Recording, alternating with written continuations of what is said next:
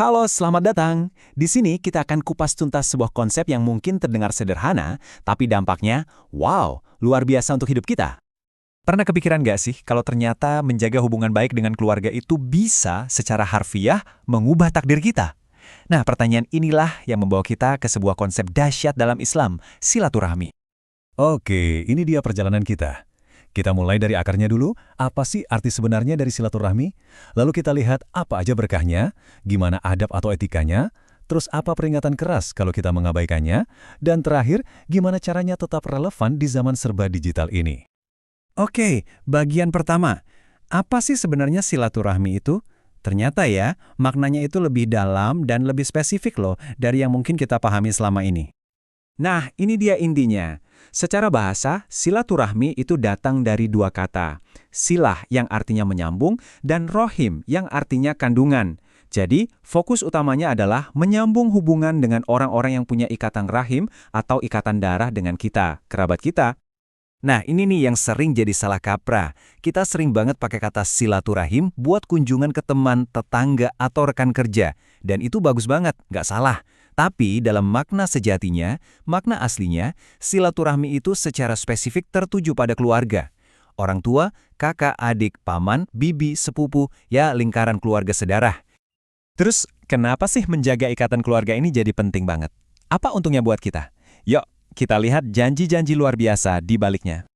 Coba deh bayangin, ada dua janji yang kedengarannya wow banget. Dilapangkan rezekinya dan dipanjangkan umurnya. Ini bukan cuma kiasan loh, banyak sumber yang menegaskan kalau ini tuh dampak langsung di dunia yang bisa kita rasakan. Bahkan, ada hadis yang sangat terkenal yang bilang begini, jelas banget kan, ada hubungan sebab akibat yang langsung antara menjaga hubungan keluarga dengan berkah dalam rizki dan umur kita. Tapi, keuntungannya bukan cuma soal materi atau umur panjang, ada dimensi lain yang jauh lebih dalam. Ini adalah cara kita terkoneksi langsung dengan Sang Pencipta, sebuah ibadah yang agung. Dengerin deh kutipan ini, betapa dalamnya hubungan ini. Jadi, saat kita menyambung hubungan dengan keluarga, kita sebenarnya sedang menyambung hubungan kita dengan Tuhan. Konsepnya indah banget. Nah, bagan ini ngebantu kita ngelihat gambaran besarnya. Ini bukan cuma soal kumpul-kumpul. Lihat deh, tujuannya itu luas banget. Dari memperkuat iman kita, memperbaiki akhlak, sampai menciptakan harmoni di masyarakat dan menjaga kesejahteraan kita sendiri. Semuanya saling terhubung. Oke, kita udah paham apa dan kenapanya. Sekarang pertanyaannya, gimana caranya? Gimana sih cara melakukannya dengan benar dan baik? Dalam Islam, ada yang namanya adab atau etikat. Dan ini indah banget. Tujuannya bukan buat bikin ribet, tapi justru biar kunjungan kita itu bawa kebahagiaan, bukan jadi beban. Misalnya nih, ucapkan salam dan minta izin dulu, jangan langsung nyelonong masuk. Hormati privasi mereka, jangan ngintip-ngintip. Kalau nginap, ada batasnya. Bawa oleh-oleh kecil juga sangat dianjurkan. Dan yang penting, kalaupun mereka nggak bisa nerima kita saat itu, ya kita terima dengan lapang dada. Intinya adalah saling menghargai. Dan ini nih, ini poin yang paling dalam. Silaturahmi sejati itu bukan cuma balas-balasan, dia baik ke aku, ya aku baik ke dia. Bukan.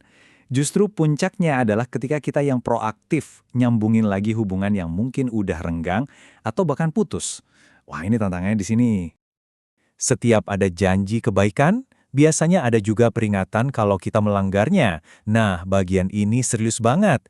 Mari kita lihat konsekuensi dari memutus hubungan keluarga. Perlu kita pahami, sengaja memutus tali silaturahmi itu bukan dosa biasa. Ini tergolong dosa besar. Saking besarnya, konsekuensinya pun gak main-main.